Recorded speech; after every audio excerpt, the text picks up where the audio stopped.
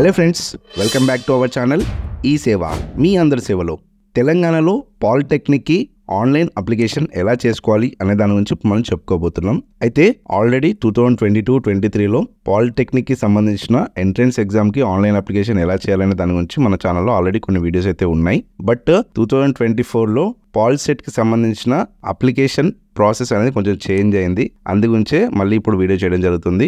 So application start అయ్యి చాలా రోజులైనా కూడా ఎస్ఎస్సి డీటెయిల్స్ అనేది ఈ పాలిసెట్లో ఫెచ్ కాకపోవడం వల్ల ఇన్ని రోజులు వీడియో అనేది చేయలేదు. 2 days బ్యాక్ నుండి ఈ డీటెయిల్స్ అనేది ఫెచ్ అవడం జరుగుతుంది. అయితే ముందుగా మనం పాలిసెట్కి సంబంధించిన వెబ్సైట్ని ఓపెన్ చేసుకోవాలి. ఈ వెబ్సైట్ యొక్క లింక్ని మీకు డిస్క్రిప్షన్లో ఇస్తాను. ఇందులో మనకి 4 స్టెప్లు అయితే ఉంటాయి. ముందుగా రిజిస్ట్రేషన్, తర్వాత అప్లికెంట్ డీటెయిల్స్, తర్వాత ఫీ పేమెంట్, అండ్ తర్వాత హాల్ టికెట్ అనేది తీసుకోవాలి. సో మనం ముందుగా రిజిస్ట్రేషన్ మీద క్లిక్ చేస్తే మనకి రిజిస్ట్రేషన్ పేజ్ అనేది ఓపెన్ అవుతుంది. ఈ రిజిస్ట్రేషన్ పేజ్లో ఎస్ఎస్సి హాల్ టికెట్ లేదా మెమో ప్రకారం అప్లికెంట్ యొక్క నేమ్ అనేది ఎంటర్ చేయాలి. అలాగే ఒక రిజిస్టర్డ్ మొబైల్ నెంబర్ని ఎంచుకొని ఆ నెంబర్ని ఎంటర్ చేసి సెండ్ ఓటీపీ మీద క్లిక్ చేస్తే ఓటీపీ అని వస్తుంది. ఆ ఓటీపీని వెరిఫై చేసుకోవాలి. సో మెయిల్ ఐడి అనేది ఆప్షన్లో ఇస్తే ఇవ్వచ్చు, లేదంటే లేదు. ఒక పాస్వర్డ్ అనేది సెట్ చేసుకోవాలి. తర్వాత క్యాప్చర్ కోడ్ ఎంటర్ చేసి రిజిస్టర్ మీద క్లిక్ చేస్తే మీకు ఒక రిజిస్ట్రేషన్ నంబర్ అనేది జనరేట్ అవుతుంది. తర్వాత ఆటోమేటిక్గా మళ్ళీ లాగిన్ పేజ్ అనేది ఓపెన్ అవుతుంది. సో ఈ లాగిన్ పేజ్లో మీ రిజిస్ట్రేషన్ నెంబర్ కానీ మొబైల్ నెంబర్ కానీ ఎంటర్ చేసి పాస్వర్డ్ మీరు సెట్ చేసుకున్నది ఏదైతే ఉంటుందో అది ఎంటర్ చేసి క్యాప్చర్ కోడ్ ఎంటర్ చేసి లాగిన్ చేయాలి. సో లాగిన్ అయిపోయాక ముందుగా ఎస్ఎస్సి డీటెయిల్స్ అనేది మనం ఇక్కడ ఎంటర్ చేయాల్సి ఉంటుంది. తర్వాత 10th hall ticket number enter చేసి తర్వాత అపియర్డ్ లేదా పాస్ అయిన ఇయర్ సెలెక్ట్ చేసుకొని రెగ్యులర్ డిస్టెన్స్ అనేది సెలెక్ట్ చేసుకొని గెట్ డీటెయిల్స్ మీద క్లిక్ చేస్తే మన డీటెయిల్స్ అనేది ఫెచ్ అవుతాయి అన్నమాట. సో ఎస్ఎస్సి డీటెయిల్స్ ఫెచ్ అయితేనే అప్లికేషన్ అనేది మనం కంప్లీట్ చేయొచ్చు. ఒకవేళ డీటెయిల్స్ ఫెచ్ కాకపోతే 1 day ఆగిన తర్వాతనే మీరు ట్రై చేయాలి. సో డీటెయిల్స్ ఫెచ్ అయ్యి ఇలా మనకి కింద పర్సనల్ డీటెయిల్స్ అనేది చూపిస్తాయి. ఫోటో అండ్ సిగ్నేచర్ కూడా ఫెచ్ అవ్వడం జరుగుతుంది. ఓకే, తర్వాత సేవ్ అండ్ నెక్స్ట్ చేసేస్తే మనకి కమ్యూనికేషన్ డీటెయిల్స్ అనేది ఓపెన్ అవుతుంది. ఇందులో స్టూడెంట్ యొక్క కమ్యూనికేషన్ అడ్రస్ అనేది మెన్షన్ చేయాలన్నమాట. హౌస్ నెంబరు, విలేజ్, మండల్ ఏదైతే ఉంటుందో అవన్నీ ఎంటర్ చేసేసి సేవ్ నెక్స్ట్ చేయాలి. తర్వాత కేటగిరీలో స్టూడెంట్ యొక్క క్యాస్ట్ అనేది సెలెక్ట్ చేసుకోవాలి.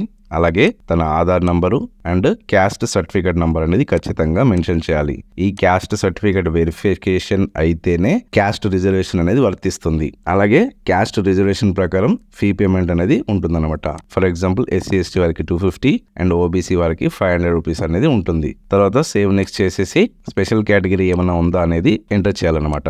ఇందులో first of all me reason select చేసుకోవాలి. అంటే తెలంగాణ వాళ్ళు మామూలుగా OU కిందికి వస్తారు, ఉస్మానియా యూనివర్సిటీ కాబట్టి సెలెక్ట్ చేసుకోవాలి. తర్వాత మైనారిటీ వారైతే ఇందులో ఏ మైనారిటీకి చెందిన వారనేది సెలెక్ట్ చేసుకోవాలి. హిందూస్ అయితే నాట్ అప్లికబుల్ అనేది పెట్టాలి. అండ్ ఉర్దూలో మీకు లాంగ్వేజ్ కావాలి అనుకుంటే ఎస్ అని పెట్టాలి, లేదంటే నో అని పెట్టేసేయాలి. అండ్ ఫిజికల్ హ్యాండిక్యాప్డ్ కూడా ఎస్ అయితే ఎస్, లేదంటే నో. NCC ఉంటే NCC, స్పోర్ట్స్ ఇవన్నీ ఎస్ అని సెలెక్ట్ చేసుకోవాలన్నమాట. తర్వాత లాస్ట్లో మీరు అగ్రికల్చర్ పాలిటెక్నిక్ చేయాలనుకుంటే as a subject biology exam రాయాలనుకుంటే ఎస్ అని పెట్టాలి, లేదంటే నో అని పెట్టాలి. తర్వాత సేవ్ నెక్స్ట్ చేసేసి మీ అప్లికేషన్ ప్రీవ్యూ అనేది చెక్ చేసుకోవచ్చు. సో మీరు ఎంటర్ చేసిన డీటెయిల్స్, ఫెచ్ అయిన డీటెయిల్స్ అన్ని చెక్ చేసుకొని అన్ని కరెక్ట్గా ఉన్నాయి అనుకున్నప్పుడే కిందికి స్క్రాల్ చేసి డిక్లరేషన్ మీద టిక్ పెట్టేసి సబ్మిట్ చేయాలి. తర్వాత మీకు ఇక్కడ మీరు పే చేయాల్సిన పేమెంట్ అనేది చూపిస్తూ ఉంటుంది. ఓకే, నెక్స్ట్ కింద మనకి ఎగ్జామ్ సెంటర్స్ అనేది ఉంటాయి. మనకి 3 చాయిస్లు ఉంటాయి. ఆ 3 చాయిస్లో మీకు దగ్గరలో ఏ సెంటర్లు ఉంటాయో ఆ సెంటర్ సెలెక్ట్ చేసుకొని ఫీ అనేది పే చేసేయాలన్నమాట. మీరు ఇందులో UPI ద్వారా, క్రెడిట్ కార్డ్, డెబిట్ కార్డ్ ద్వారా కూడా పేమెంట్ అనేది చేసుకోవచ్చు. పేమెంట్ కంప్లీట్ అయిపోయాక హాల్ టికెట్ అనేది జనరేట్ అవుతుంది. సో ఒకవేళ మీకు జనరేట్ కాకపోతే మళ్ళీ హోమ్ పేజ్లోకి వెళ్ళి లాగిన్ అయ్యి మీ హాల్ టికెట్ అనేది ప్రింట్ తీసుకోవచ్చు. అప్లికేషన్ని కూడా ప్రింట్ తీసుకునే అవకాశం అయితే ఉంటుంది. వీలైతే తీసుకోవచ్చు. ఓకే ఫ్రెండ్స్, అర్థమైంది కదా? ఇందులో ఇంకేమైనా డౌట్ ఉంటే నా కామెంట్ బాక్స్లో మెసేజ్ చేయండి. బట్ అంతకన్నా ముందు వీడియోని స్కిప్ చేయకుండా కంప్లీట్గా వీడియో చూడండి. సో ఈ వీడియో మీకు నచ్చితే వీడియోని లైక్ చేయండి, మరియు అందరికీ షేర్ చేయండి. ఇలాంటి మరిన్ని యూస్ఫుల్ వీడియోస్ కోసం మన ఛానల్ని తప్పకుండా సబ్స్క్రైబ్ చేసుకోండి. Thank you.